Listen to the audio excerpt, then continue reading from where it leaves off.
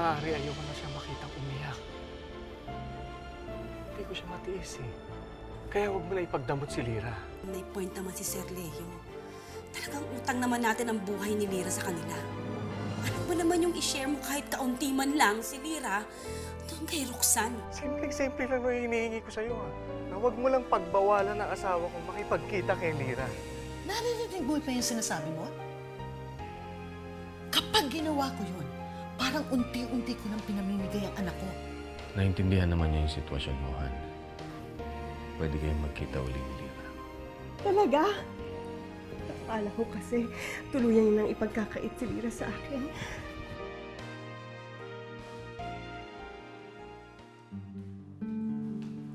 Oh, Vanessa, hindi ka ba malilate sa school? Hindi po. Kasi malilate din yung prof namin. You look good today, Mom. Hindi katulad kagabi, medyo malungkot kayo. Well, I guess I slept happy. Huwag mo na lang akong pansinin. Oh, asan ba ang daddy mo? Ba't wala rito? Maaga daw po umalis eh. Hindi ko nga inabutan para sa breakfast eh. Pero let's eat na. Okay.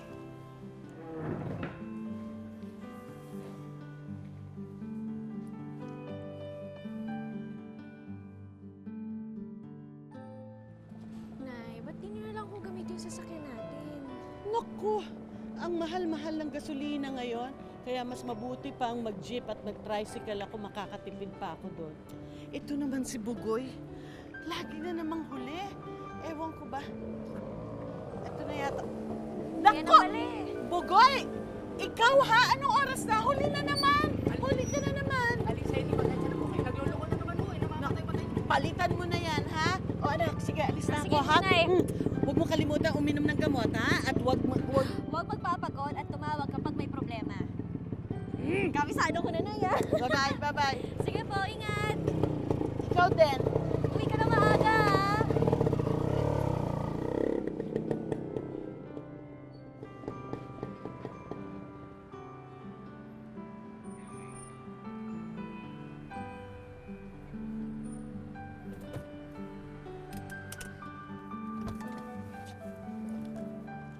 Sir Leo? Lira, pwede ba kitang makausap? Tungkol ho saan?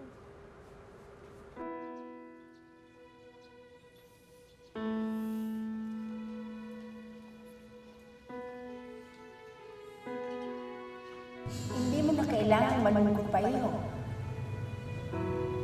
Sapagkat hindi naman kasi ikaw kanyang totoong iniwanan. Minahal ka niya at mahal na mahal ka pa rin niya. Iyong-iyo lamang ang kanyang puso.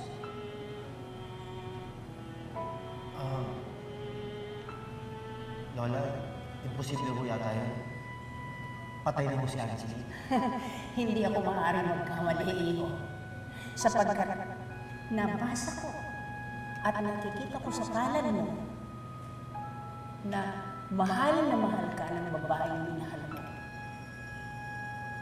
Ikaw lamang ang itinitibok ng kanyang puso.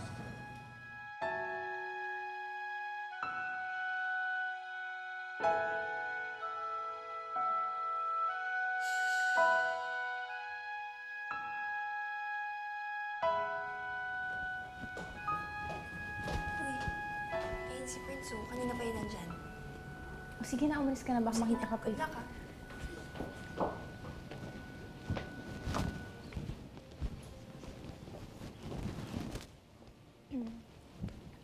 Hi, Prince. Pwede mo ba ako samahan? Papatulong sana ako sa drafting ko eh. Tawagan mo na lang si Jillian. May lakad pa ako eh. Cheers. Totoo po, Sir Leo? Pinagbawalan ni Inay si Ma'am Roxanne na makipagkita sa akin? Oo. Hindi ko nga akalaing magagawa yun ng nanay mo eh. Kahit na pinakiusapan ko na siya, mamatigas pa rin siya. Naku, Sir Leo, sobrang nahihiya po ako sa ginawa ng Inay. Eh, pasensya na ho kayo, ah. Siguro ho, nagsiselos lang ho yun si Inay. Selos? Wala naman siguro siyang dapat ipagselos.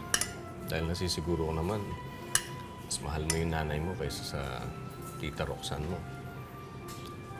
Isa pa, hindi ka naman namin kukunin sa kanya eh. Makikipagkita lang siya sa'yo. Yun lang, masaya na siya.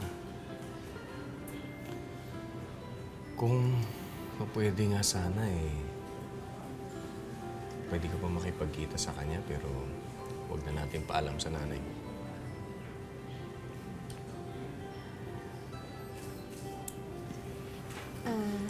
Sir Leo, naiintindihan ko naman po kayo. Kaya lang ko kasi, ayoko ko kasing suwayin si inay eh. Naiintindihan kita. Pero alam mo, mahal na mahal ko yung asawa ko. Handa akong ibigay sa kanya ang lahat-lahat.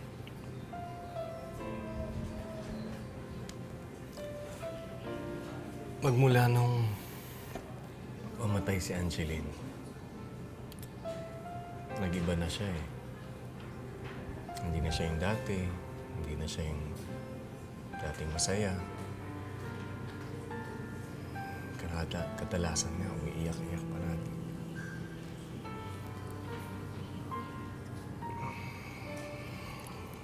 Lira, ako na sana makikiusap sa'yo.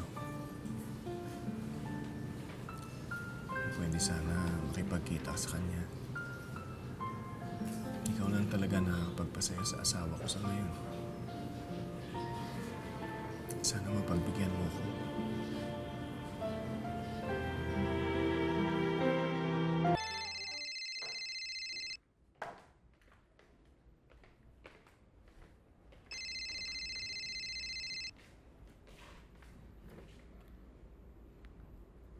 Hello? O Mars, bakit ikaw ang sumagot ng phone? Nasaan si Lira? May itatanong ako sa kanya eh. Naiwan niya ang cellphone niya dito. Sandali lang, hindi ba kayo magkasama sa ospital? Hindi. Inatid niya lang ako dun sa labas. Wala ba siya dyan? Ay, hindi, wala siya dito. Saan naman kaya pumunta yung taong yun? Lagay na natin doon. Palitan mo na yung nandoon sa sofa.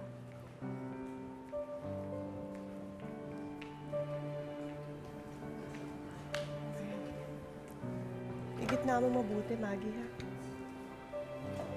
Mas maganda Ayan. yata. Oh. Maaga ka daw umalis kanina?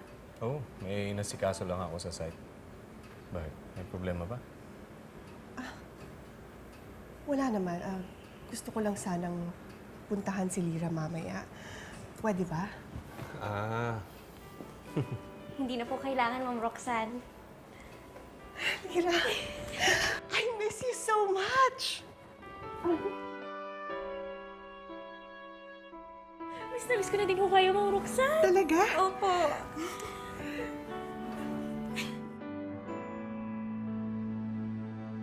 So, good luck sa test niyo, ha? Dennis, Ay, Andy! Anong ginagawa niyo rito? pasensya na, nastorbo kita. Hindi, okay lang po. Hindi, chinecheck ko kung nandito si Lira. Nagkita ba kayo ngayon? Hindi po eh. Bakit po? Yung kaibigan mo talaga, wala sa bahay. Tapos ngayon, wala dito.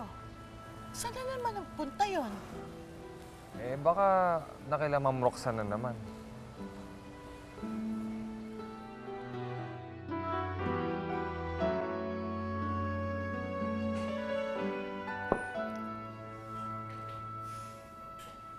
Nay, Ninang! Good evening ho. Saan ka galing? Bakit ngayon ka lang? Galing ho ako sa school kanina, Nay. Nag-inquire po ako kung pwede ho akong pumasok ulit. Galing ka sa eskwelahan. Talaga? Galing doon ang nanay mo kanina eh. Pero hindi kayo nagkita. Pati si Dennis, hindi ka daw nakita. Pwede ba yung pumupunta ka ng school pero hindi ka nagpapakita sa best friend mo? Lira, Hindi kita pinalaki na sinungaling. Kaya magsabi ka ng totoo. Saan ka nagpunta at sino ang kinatagpo mo? Magsabi ka ng totoo. Nay, wala nga akong kinatagpo. Tsaka kung iniisip nyo na nakipagtagpo ako kay Ma'am Roxanne, hindi. At saka, galing ako sa school kanina. Kung iniisip nyo naman na kay Dennis, ayoko siya storbohin eh.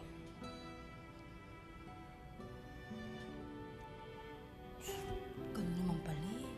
Ito talaga. Mars kasi kung ano-anong naiisip, pati ako nahahawi.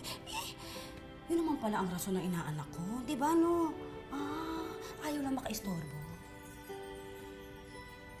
Okay. Anong sabi sa eskwelahan? Makakapasok ka ba daw ulit? Tanong ko sa'yo, makakapag-aral ka ba ulit? Kaya mo na ba? Opo, kaya ko naman hunay eh.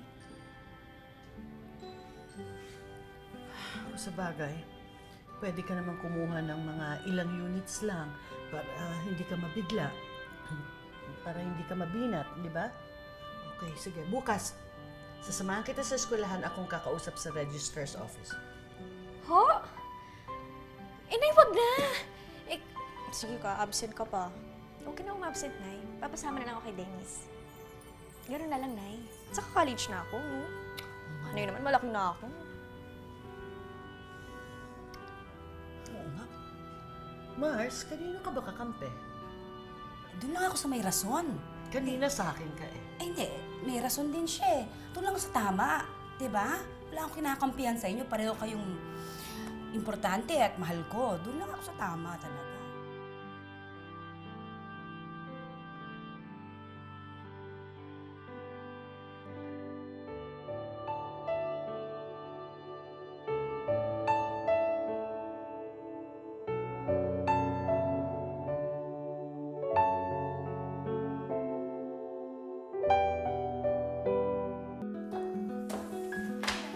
Mauna na po ako. Si Mami nga po pala. Nagpunta sa bangko. Ako sayang, sana pala sumabay na ako. Pero sige, mauna na ako. Bye. Okay.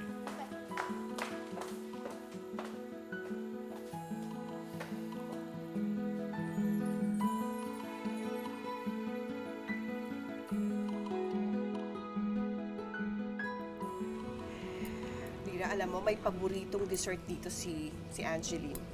I'll order it for you. Ay, naku, Ma'am Roxanne, wag na ho.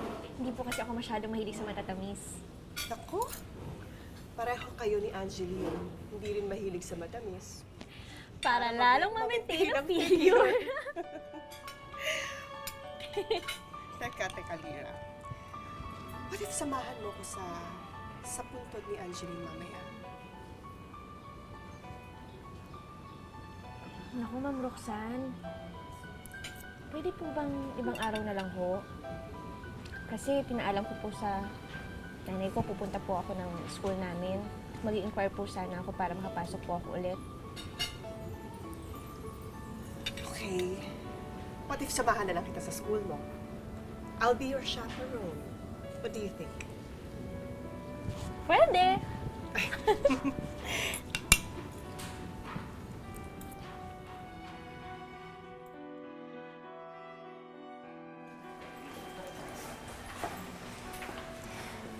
Lira, puntahan mo na yung department head para dyan sa mga units na kailangan mong kunin. I'm sure you will do well again. Welcome back to school, Iha. Thank you po, Dean Alvarez. You're welcome. Congrats, Lira. Ano? Pwede ka na palang mag-aral uli. Halika, puntahan na natin yung department head mo.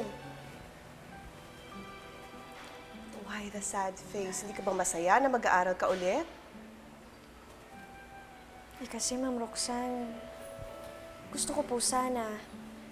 Kaso, ayoko na po kasi yung course ko eh. Hindi ko nga po alam kung bakit biglang inayawan ko na po yung nursing. Nung nag-sit-in nga po ako dun sa klase ng kaibigan ko, si Dennis, parang hindi na ako interesado. Wala. Nabore lang po ako. Kung hindi mo na gusto ang kursong kinukuha mo, eh bakit hindi ka nalang magpalit ng course? Ano ba talaga ang gusto mo? Mascom po, Ma'am Roxanne. Anak, bakit naman kasi mascom pa ang kukunin mo? Pwede ka naman kumuha ng architecture. O di kaya interior design. Daddy, hindi naman ako marunong mag-drawing eh. Tsaka maganda po kaya ang mascom sa UP. Lahat ng kilalang broadcaster at reporter galing doon. And I'll be one of them. Really now? Han, hayaan mo na siya sa kursong gusto niya. Who knows, balang araw makita natin itong nagbabalita sa TV. And she'll be the prettiest reporter, diba? Thanks, Mommy. Mommy, thank you for supporting me. Kasi gusto ko talaga maging sikat na reporter balang araw. Parang si Cara David o kaya si Jessica Soho. Kasi po, Ma'am Roxanne, gusto ko po talaga maging broadcaster balang araw. Yung parang sina Cara David, Jessica Soho. Parang nakaka-excite po kasi yung ginagawa nila eh. Kaya lang, feel ko po parang late na para mag-shift ako ng course. No, it's not too late to pursue what you want. Tutulungan kitang makalipat sa kursong gusto mo. Ang gawin mo, tapusin mo muna ang term na to and then asikasuhin natin ang pag-transfer mo. Sa UP Diliman, maganda raw ang mascom doon.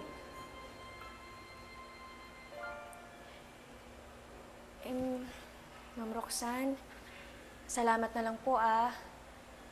Pero, hindi ko po pwedeng iwan ng nursing eh. Inaalala ko po kasi si Inay. Eh, siguradong magagalit yun sa akin pag nalaman yung nag-shift ako ng course. Hindi mo naman kailangan kaagad sabihin sa inay mo, di ba?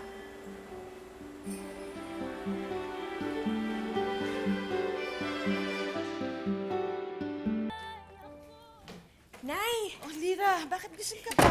Kumain na ho ba kayo? Gusto niyo painitan ko kayo ng ulam? Hindi na. Mapupuyat ka pa. Ako na lang mamaya. O, kamusta yung lakad mo sa eskwela kanina? Ho, Nay, ano raw eh. Hindi na daw po ako pwedeng pumasok ulit.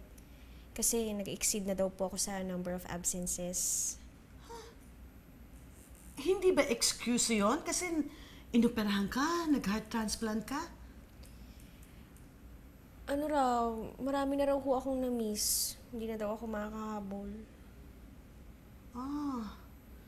Ganun ba? Sayang naman. Pero wala tayong magagawa. Nandun na yun eh. Di bale, next sem ka na lang pumasok ulit, ha? Huwag ka na malungkot. Teka. Yung eskwelahan, hindi mawawala yon. Pero ikaw, muntik ka nang mawala. Pwede mong mamiss yung pag-aaral. Pero ang mahalaga, buhay ka. Nandito ka, kasama pa kita.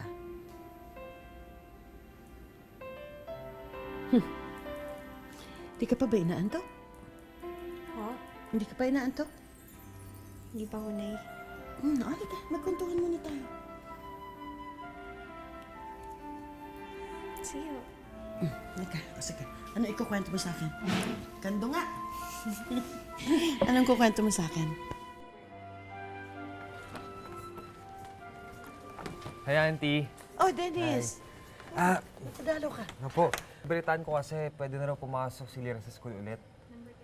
Dinaan ko lang itong photocopy ng mga notes namin sa bio para mapag-aralan niya. Pakibigay na lang po. Dennis, mali ka yata ng balita. Kasi ang sabi sa akin ni Lira, hindi na raw siya pinayagan pumasok dahil madami siyang absences. Hindi po. Sabi sa akin nung sekretary ng Dean namin, sabi ni Dean Alvarez, pwede na raw pumasok si Lira sa school ulit. Actually, kasama nga niya si Miss Saavedra nung naging choir siya eh. Kasama niya si Roxanne sa school? Opo. Hindi niyo pa ba alam?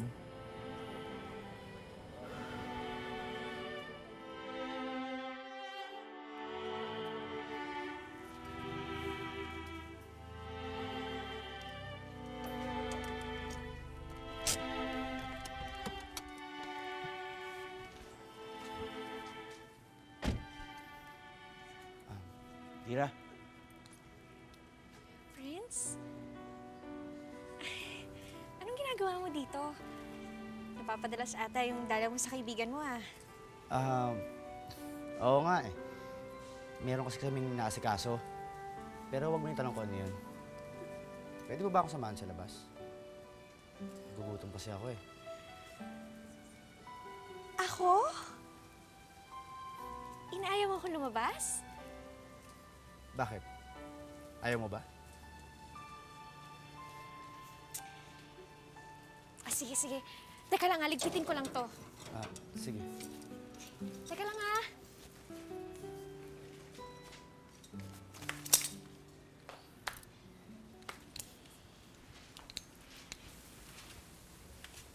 Uy, sino ka? Anong ginagawa mo dito, ha? Ako po si... Wala akong pakialam kung sino ka. Umuwi ka. Kakausapin ko yung anak ko. Sige, sige Lira. Halika. Nay, bakit mo naman sinungitan si Prince? Bakit? Hindi ko pwedeng sungitan? Magsabi ka sa akin ng totoo. Nagsisinungaling ka ba sa akin nung sinabi mo sa akin na hindi ka na pinayagang makapasok pa sa eskwela? Dahil kung totoo yung sinabi mo sa akin ngayon din, susugod ako sa dean para ipaglaban na makapasok ka ulit. Magsalita ka.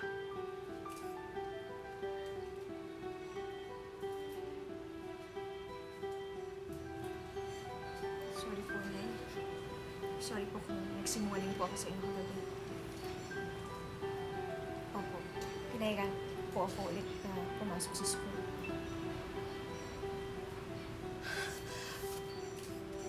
Bakit, Lina? Bakit nagsinungaling ka na naman sa akin? At nabalitaan ko na kasama mo si Roxanne sa eskwela. Siya ba ang nagturo sa'yo magsinungaling sa akin?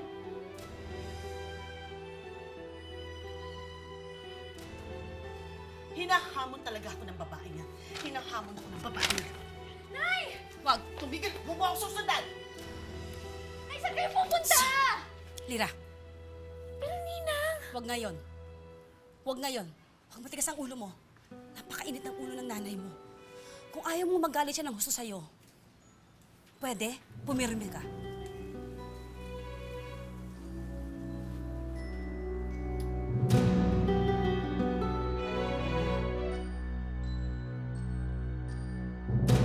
Okay, ito na yung niluto kong favorite niyong carbonara.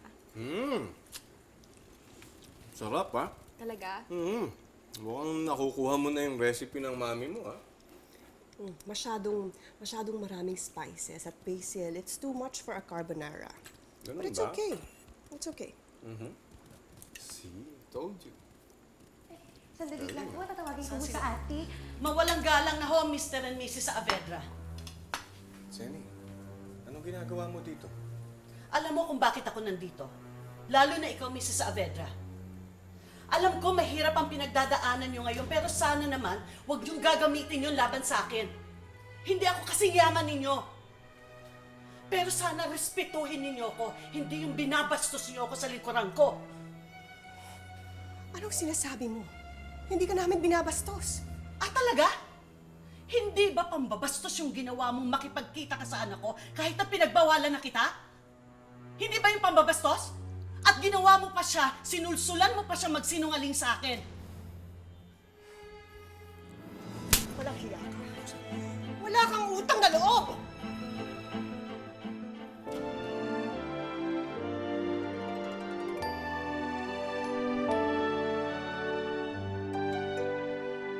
Nagsinungaling ka na naman. Hindi mo na naman sinunod ang nanay mo. Sa puntong ito, parang mas kinakampihan mo pa at pinapaboran mo pa si Ma'am Roxanne kaya sa sarili mong ina. Tantanan niyo ang anak ko, tigilan niyo kami! Utang na loob! Walang hiya kang arogante ka! Get out of my house! Alis ako! Lumayas ka! Huwag ka magpapakita! Hindi ako papayag na kunin niya ang anak ko sa akin! Alam ko na malaki ko yung kasalanan ko sa inyo. Sorry po. Insecure na ako kay Lira eh. Tapos ikaw pa yung gagawa ng paraan para magkita sila.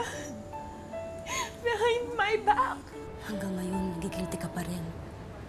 Nagigilty ka sa ginawa mo kay Angeline noon. Tuwing nakikita mo mga magulang niya, kinukurot ka sa konsensya mo. Tama? Gusto kong matanggal sa trabaho si Zenny at gusto kong tanggalin mo siya. Dahil kaibigan mo kami.